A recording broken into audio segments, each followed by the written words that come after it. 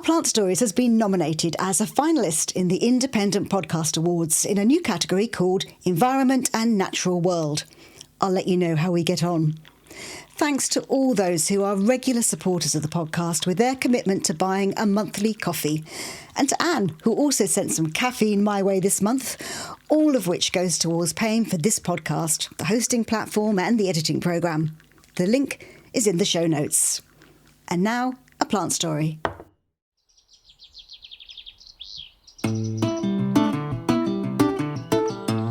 Welcome to Our Plant Stories. And I feel I should have a bit of a fanfare, really, because we have a first. We have a vegetable story. We've had stories featuring flowers, trees, herbs, and even plant tattoos, but we haven't had a vegetable. Of course, as with all our plant stories, there is always a little more to it than just the plant.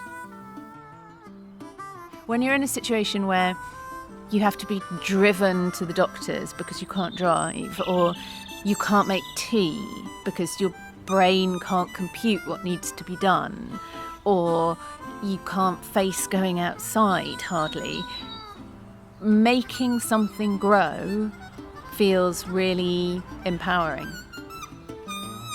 Kathy Slack is a cook, vegetable grower and writer. In one of our first conversations, she told me she was passionate about vegetables. And she really is. I follow her on Substack. Her newsletter is called Tales from the Veg Patch, and her recipes are inspiring. She's published a cookbook, From the Veg Patch, which promises to make vegetables the star of the show. But her story starts in a slightly different place. What's the plant that we're going to be talking about? I'm going to be talking about radishes, which are one of my favourite things to grow. One of the first things most people grow, and you can grow them in a pot, in a windowsill, amongst your other flowers in the veg bed, in a margarine tub, if that's all you've got. But I really recommend them because they're delicious and varied, and not just for salads, as we'll discover. So we're sitting in your garden. We're sitting beside your veg beds, which look lovely. I mean, in the sense of they're big enough. So how big are they? Oh, there's three of them, and they're three different sizes, but they're roughly, when you add it all up, about 24, 25 square metres. So tiny, but perfectly formed. How did you come to be growing radishes? Whoa, it's a long and grisly tale. I used to work in advertising, and I'd been there for more than a decade. I'd come in through the grad recruitment system like a good girl, and worked my way up. And by the end, I was global strategy director on one of the big international accounts, mostly working on food. No, the sort of things you buy in supermarkets, kind of food. And I was travelling internationally and jet-lagged all the time and stressed more often than not. And although in many ways it's incredibly lucky to have a job like that, and it afforded me lots of exciting trips and lots of wonderful things, it was also the undoing of me ultimately. Over the period of about, I would say maybe 3 or 4 months, I mean in hindsight it was coming for a lot longer, but about 3 or 4 months my body and my brain just shut down. Like, it started with, I can't quite remember how to work the taps anymore in the shower as when I get up, and it's like it was on the tip. You know when a word is on the tip of your tongue but you can't quite remember it? It felt like that, but cognitive, forgetful, but not forgetfulness, but it was different from that.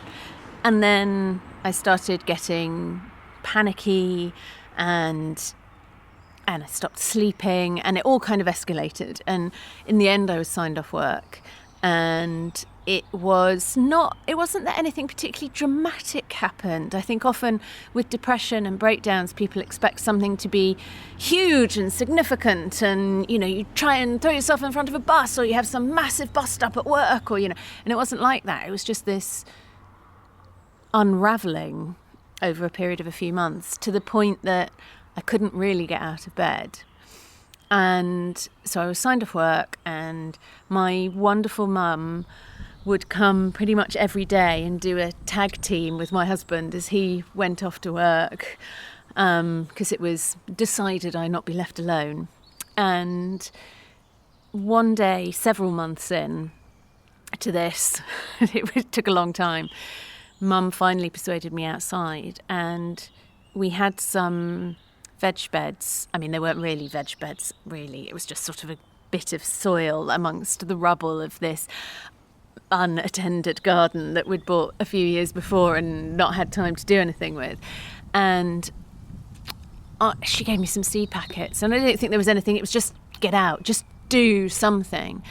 And I just sat, actually, really, for the first few weeks of doing that, I just sat and looked at the soil and realised that, you look at it, here we are next to it, and you look at it and you think it's lifeless, and then actually when you look at it closely, you realise that, there's a few weeds growing already, or there's a worm there, or, gosh, have you seen that, bug over there that's just trying to move that stick? And suddenly there's life, and nature is right here under your nose. And it was incredibly reassuring right from the get-go.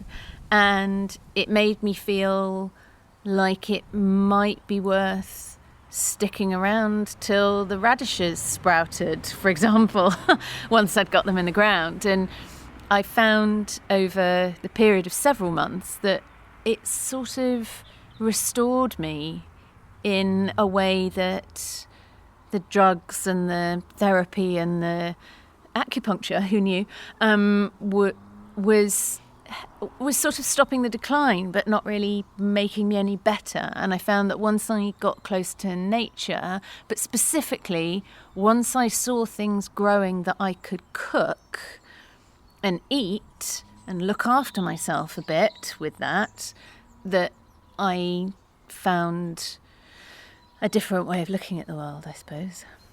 And it went from there. It's an incredibly powerful story, that. You tell it very simply now. Yeah. But the time for your family as well, watching it, it must have just been traumatic. Yeah, it's not a way I would recommend to find what you want to do with your life. But in hindsight, yeah, I mean, my hand was forced. But in a way, I think it was good that it was, because otherwise I don't think I'd ever have had the guts to leave a job that was bad for me. But then, in a way, paradoxically, I suppose, I wouldn't have been able to leave that job if it hadn't paid as well as it did, because it was so stressful, if you like. So I was really fortunate that I could leave when I knew it was bad for me. And yeah, I mean, I'm truncating it, but it was messy and frightening. But then I feel like when things are that dark, and when you do feel like the sun might not rise tomorrow, seeing anything grow, let alone something grow that you can eat, is life-changing. Like a tiny, tiny little seed, like a radish seed, for example, they're so small that it can go from being something that tiny in the space of 4 weeks to being this golf ball that's brightly coloured and full of flavour that wasn't there 4 or 5 weeks ago. It's magic every time, and that awe, that kind of wonder, it was a drug. And it feels like food was really important in that. So you could have had a bunch of flower seeds, but that would not have had the same impact. That's exactly it. It's a different thing for me. It's something about self-sufficiency, even if it's just in radishes. It's something about knowing that you did it and now it's on your plate and you're eating it. And not least because it's stimulated me creatively as well, because as I'm sowing whatever it is, the lettuces or the leeks or something, I'm thinking about what I'm going to cook with them and how long it might be before I can harvest them, and who we could have round by the time I was getting better. I was like, who can we have for dinner to eat these leeks? And what will I cook with them? And maybe they could go with blue cheese, or no, actually polenta, or no, wait, I could put them in a pie, and it's just so stimulating for me in a way that, flowers are lovely, but you pick them and put them in a vase. Yeah, the end. Sorry, flowers. Now I know we're in New Zealand, I'm passionate about vegetables. You really are passionate about really vegetables. I'm sorry. Don't apologise, I love it. Gets a bit annoying after a while. Had you always cooked? Yeah. My dad, both my parents are really good cooks in very different ways. My dad's a very instinctive cook, and he can open the fridge and go, right, here are 4 courses from nowhere. And I'd always cooked like that with him. And my mum is incredible baker and pastry cook, and follows a recipe meticulously, and is really good at the sort of technical side of. So I had the sort of perfect upbringing because I had both influences, and food was always a part of our family. It was kind of my dad's party trick for me as a toddler, because he'd sort of present me and go, behold, my 2-year-old, watch her eat whatever you put in front of me. Here is a mussel, she's going to eat it. Yes, she is. Would she like some raw whatever, I don't know, like some raw fish? Yes, thank you very much. Or anchovy, yes. It was sort of, I just was delighted, greedy, excited. It was just always the place I went to for creativity with food. So when did you start putting recipes together and move to that next phase of actually really growing with that to write the recipes? That was once I started getting better, and I'd left advertising for maybe about a year since I'd left advertising, and I was starting to get loads of harvests, and I'm really bad at growing the right amount of food, so I had gluts of everything. And in a way, gluts are a kind of source of creativity for me, because you've got to find out what you're going to do, work out what you're going to do with everything. So I started creating recipes, and because I like making stuff or like having things in one place, I started writing them and putting them on a blog, just because that's kind of what I do. That's why I liked making adverts. Like everything in one place is a nice piece of creativity sometimes. And it went from there. Do you have favourite vegetables? Oh, people always ask me this, and I think it's like asking your favourite children. Not that I have any of those, but I imagine it's as difficult. Maybe it's not a difficult question, but I think broad beans has got to come quite high. I love broad beans. Do you know, I used to insist that broad beans, I would eat them because we had to. Oh, but you I'd be a like, double you have podder. No, I just have to count them. Mum would be like, I'll have 5, okay, 5, and they'd count 5 out, and I'd have to eat them.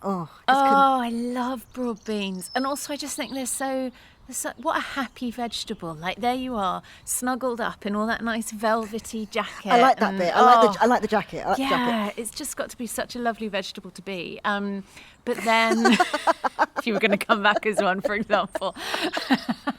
Not a radish. Not a radish. Not a radish. Too fleeting a life, I think. Because you're only around for 4 or 5 weeks, and then that's it. But flavour-wise, I do love beetroot. Oh, I can't get enough beetroot. All of them, really, though. I couldn't pick a favourite.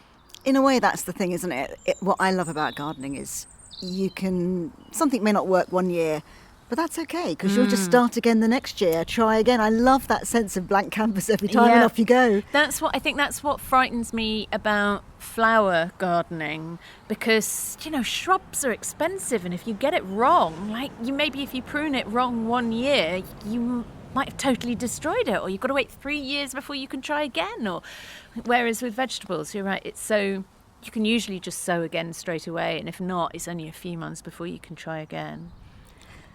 Do vegetable growers just find other vegetable growers? I mean, do you just find each other in places? I think it depends what sort of veg grower you are, honestly. I think there are growers who grow to cook, and there are growers who grow to grow. And I think that latter sort seek each other out more because there's a bit more geeking out to be done. There's lots of interest in particularly which sort of broad bean you're sowing, or they're the sort of people who plant runner beans. It's that kind of, and like their runner beans really long. And enter them in the village show and that kind of thing. And I think they seek each other out more, but also because they tend to be on allotments, I think. But there is a community to it, and I feel like there is a certain, you're going to like someone if they grow vegetables as well. But it's a shorthand. You can sort of skip all the small talk because you can get right to the fundamentals of life. If you enjoy these plant stories, then I would really appreciate you taking a moment to rate and review them on your podcast app, because it means our plant stories will get recommended to more people. I always try to set up a conversation with someone who shares the plant story passion. Talking to Kathy, I found myself remembering Lally Snow from the episode on mint in Series 1, where she talked about her book, War Gardens. A photojournalist, Lally had told me at the time that she was researching a book on allotments and it would be published in May 2024. So, here we are. It's called My Family and Other Seedlings, and it also charts her first year as an allotment owner. In her head, she has an idyllic vision of life on the allotment with 3 small children, harvesting carrots and radishes amongst clouds of butterflies. Though she also acknowledges, who was I kidding? I barely had enough time to shower these days, crowd controlling various small children, making sure everyone was alive at the end of the day. So if Kathy's motivation for growing vegetables was to feed herself, what was Lally's motivation? Oh gosh, it's a good question. I think wanting to just have a go. It just seems to me that every time you pass a vegetable patch, it seems really easy. And like when you're in a garden, flowers are so beautiful and ornamental, but it's quite easy to get distracted by them. Whereas vegetables there's something quite utilitarian about them because they literally feed you. And I think when I got the allotment, I just had this sort of vision of, I tried growing things like courgette at home, but they take a lot of space. And I thought, well, if I got an allotment, I can just go wild. Well, not literally, but actually literally with kind of experimenting. And then it was sort of all combined with having a young family. At that point, I was weaning my 3rd child, and so wanted to kind of get organic food into him without paying the price of organic food, which is not necessarily organic. And the rise of cost of living, the cost of living crisis had just kicked in. And I live in rural Dorset, and it seemed to be kind of a no-brainer. Like, of course you're going to grow your own vegetables. You might not necessarily have a lot of time, but you've got some time, and it's not that difficult. And it isn't that difficult to grow vegetables, but you do need a bit of knowledge. Well, no, I don't. You just have a go, and that was kind of the excitement about it.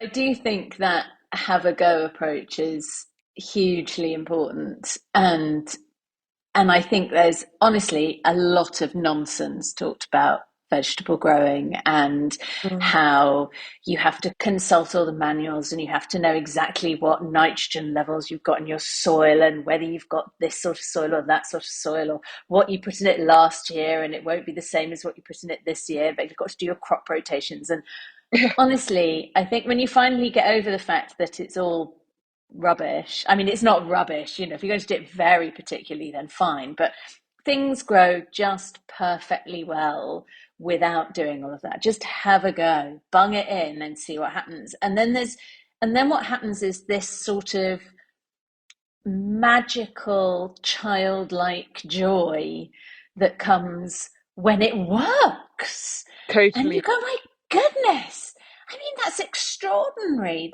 This was a seed and now it's 3 kilos of tomato plant. How can that, I mean, it blows my mind every single time, not least because I sense, like you, Lally, I'm a slightly haphazard grower. Yeah. I'm slightly improvisational in the way I grow.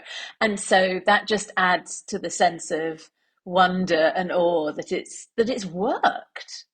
Well, that was funnily enough, it must have been June or July. So it was 2 years ago when I was doing this with my son who's now 5. At the time he was 3, rising 4, and we went into the greenhouse to look at the seedlings, and his exact words were, "Is this magic?" Yeah. He couldn't believe that I don't know, it was something quite, um, something that's quite fast growth, maybe a courgette or a corn or something like that with big leaves. He was, "Mummy, is this magic?" And actually, yeah, it totally is, because you're right, it is, and it that you get much more instantaneous gratification with seasonal vegetable growing than you do with, I don't know, lupins that get eaten by slugs, like almost instantly, or roses who get, all my roses are covered in some kind of fungus, no idea what, can't be bothered to Oh, I check. so agree. And it's somehow like with plants and herbaceous plants and shrubs and trees and things, like the stakes are so much higher. I feel like if you get it wrong, A, it's more complicated, and B, if you get it wrong, there's more to lose. Whereas with a radish, just sow it again, it's really fine. At worst, you might have to wait until next year, but you can probably do it next week. Exactly, and the stakes are higher because, I mean, if you're like me, I buy my plants from a Mm, gardener. Therefore, you're looking at, I don't know what, £9 for a 1 litre pot or something like mm. that, or a 2 litre pot, depending on what you're buying. With seeds, I mean, they're a couple of quid for 500 or 1,000, or seedlings if you're late to the game, which they're normally selling off from my local Lidl quite cheaply, anyways. Yes. Um, so the stakes aren't as high, and if it doesn't work, it doesn't work. Although it is devastating when you've been growing something for months and then something bad happens to them. But Yeah. There is heartache involved, it's true. I was going to say, it's interesting, isn't it? If you haven't got a history of vegetable growing in your family, because I sense sometimes Lally, in the book, you do talk about people who've got a background in farming around you, and they just seem to know what to do. yeah, Um, there is that sense of it. It feels sometimes like it's quite complicated, isn't it? It does feel like there are books, there must be videos, there must be something out there that I can teach me to do it. But really, you've just got to kind of do it, really. well, I mean, there were hundreds of books in any bookshop about how to grow vegetables, and every year they produce more. Whether it's no dig or dig more, or I don't know, millennial vegetable growing or whatever it is. And the one book, I've got it here somewhere, Your Garden Week by Week by A.G. Hellier, that Robin Lane Fox I met at a book thing a couple of years ago. He said that's all you need for your garden, and it was written in the 30s. And it doesn't talk about vegetables solely, so it's a lot of geraniums and roses and things. And with vegetables, yeah, it is. I mean, it isn't rocket science. And I mean, it was a Ukrainian refugee who came to our village who he worked in a mine in Kharkiv, and he very kindly helped me on the allotment when I was away for a wedding, or he walked the dog when we were away for a few weeks. And he came to the allotment, and it was he was sort of, it was like, I don't know, it was like, tying his shoelaces, the way he bent down and just picked away at a few leaves that had gone yellow. And I said, "Oh, do you know about growing vegetables?" And he looked at me as if I asked him to count up to 3. It was so obvious. But yeah, of course. But interestingly, when I said, "Do you like gardens?" he was like, "No, not really." So I think in some cultures, gardens and vegetable growing are very, very different. And we seem to create this whole, it's just your garden is your garden over here, whether it's vegetables or ornamental geraniums or what have you. Whereas I think in many cultures, your garden is a place of, I know, beauty, and vegetables aren't considered to be beautiful. But actually, I don't know, I'd love to have a garden that combines both, but I think that probably does require a bit of skill. But also, that's so interesting that you raised that point about growing vegetables in other cultures and those kind of, particularly the Mediterranean um, growers who grow vegetables as part of their cooking process. It's not gardening, it's Mm, cooking. And so that's where I guess a lot of those traditions are born from. And we don't have, I feel like our allotmenting tradition in the UK is much more about the village show and having the largest, straightest carrot and so on. And it comes from a gardening place, not a cooking place. And I think that really affects the way we think about growing vegetables, because we see it as something you need to learn to do rather than just like part of the cooking process that everyone sort of picks up eventually as they grow up. The same day I interviewed Kathy, I bought my first packet of radish seeds, because not only did she share how to grow them, but she has a great suggestion of a way to eat them. How to grow a radish. They only need about 3 inches of soil to grow in. So you can grow them in a window box or an ice cream tub if you only want a few of them. And you want soil about 3 inches deep and finely tilled, if that makes sense. So give it a rub around first so it's not got too many clumps in it. And then you take your radish seeds, which are super tiny, and you can do it in a couple of ways. If you are a stickler, you'll want to do it in a drill, which is just a line. I just scatter them. So scatter them roughly maybe a couple of centimetres apart, but don't worry about it too much because you can thin them out. And then pat them down onto the soil. You can cover them with a tiny dusting of very fine soil if you want, but technically they don't really even need that. But they need to be in contact with soil that is a bit damp. If your soil isn't damp when you start, when you water the soil, you want to do it from underneath. So you want to sit the tray, for example, in a tray of water so it can soak up the water from underneath, because they're such tiny seeds that if you water them from over the top, they'll just all slosh about to the edge of your window box or whatever. And then you wait. That's it. How long? 4 or 5 weeks. If it's in a window box that's quite sheltered, you might find you need to water them maybe weekly if they don't get rain, but otherwise that's it, 4 or 5 weeks. Once they're anything above, marble size, I would suppose, gobstopper size, then you can pick them. But don't leave them too long because they can start to get quite woody, particularly if it gets hot. You can do this any time of year from about March to October, I would say. But there'll be a period when it's very hot in the height of the summer where they might just bolt straight away, which is when they send up a flowering. So they kind of get too hot and they panic and they think, I must leave a legacy. And they send up a flowering stem so that they can seed. And if that happens, then the root that you want to eat will be really woody and not very tasty. So pick them before that happens. Any particular varieties? Oh, this is what I love about radishes. There's so many varieties. So you can get mixes. I would avoid the mixed bags because you always end up with the white ones growing much better than the more interesting purple ones, and the white ones aren't as tasty. But they all have hilarious names like French breakfast. I have no idea why it's called French breakfast. The French don't eat them for breakfast. They don't look anything like, it's a mystery.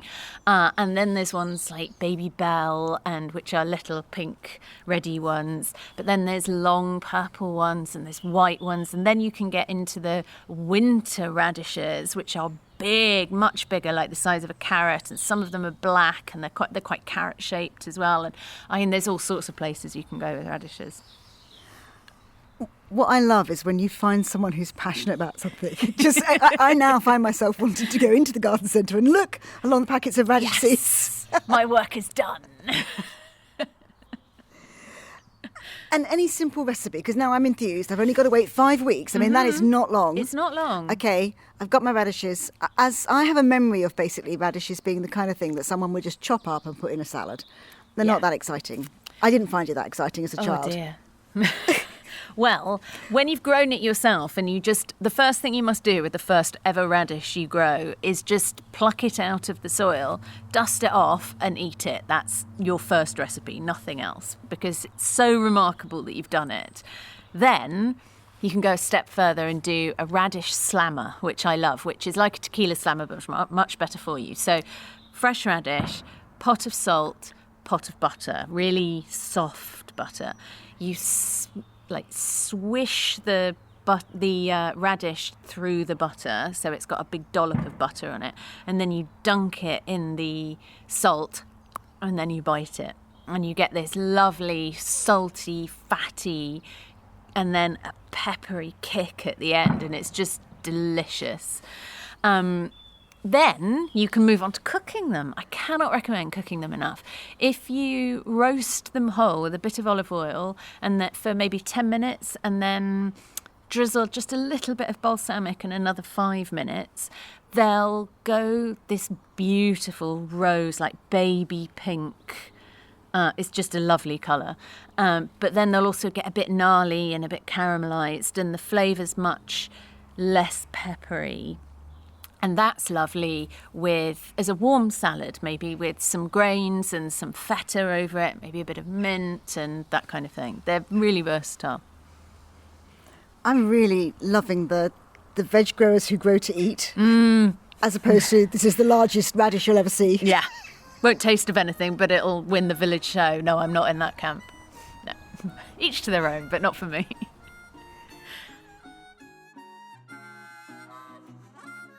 My thanks to Kathy and Lally, and you can find details of both their books on the website ourplantstories.com. This is an independent podcast presented and produced by me, Sally Flatman, and supported by you if you buy me a virtual coffee via the website. I promise I won't buy plants. It will go towards the podcast.